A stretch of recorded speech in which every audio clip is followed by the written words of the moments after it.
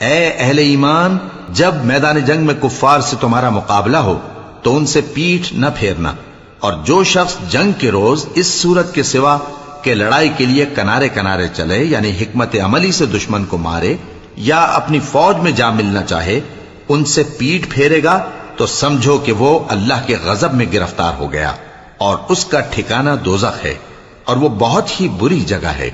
پس تم لوگوں نے ان کفار کو قتل نہیں کیا بلکہ اللہ نے انہیں قتل کیا، اور اے نبی، جس وقت تم نے کنکریاں پھینکی تھیں تو وہ تم نے نہیں پھینکی تھی بلکہ اللہ نے پھینکی تھی۔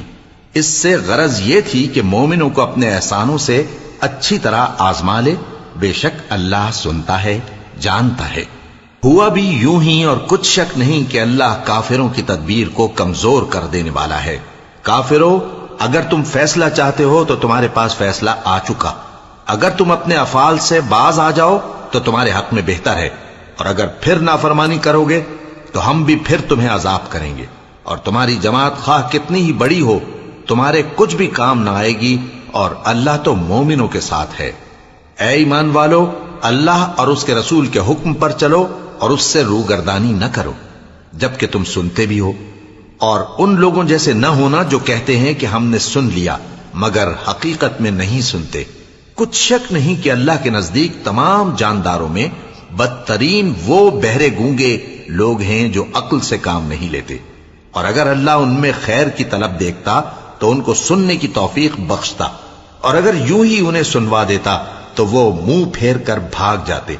مومنوں، اللہ اور اس کے رسول کا حکم قبول کرو، جبکہ رسول تمہیں ایسے کام کے لیے بلاتے ہیں جو تم کو زندگی جاوداں بخشتا ہے، اور جان رکھو کہ اللہ آدمی اور اس کے دل کے درمیان حائل ہو جاتا ہے، اور یہ بھی کہ تم سب اس کے روبرو جمع کیے جاؤ گے۔ اور اس فتنے سے ڈرو جو خصوصیت کے ساتھ انہی لوگوں پر واقع نہ ہوگا جو تم میں گناہگار ہیں، اور جان رکھو کہ اللہ سخت عذاب دینے والا ہے۔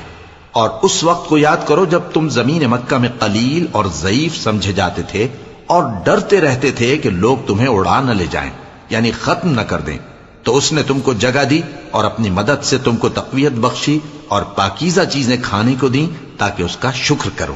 اے ایمان والو، نہ تو اللہ اور رسول سے خیانت کرو اور نہ اپنی امانتوں میں خیانت کرو، اور تم ان باتوں کو جانتے ہو، اور جان رکھو کہ تمہارا مال اور اولاد بڑی آزمائش ہے، اور یہ کہ اللہ کے پاس نیکیوں کا بڑا ثواب ہے۔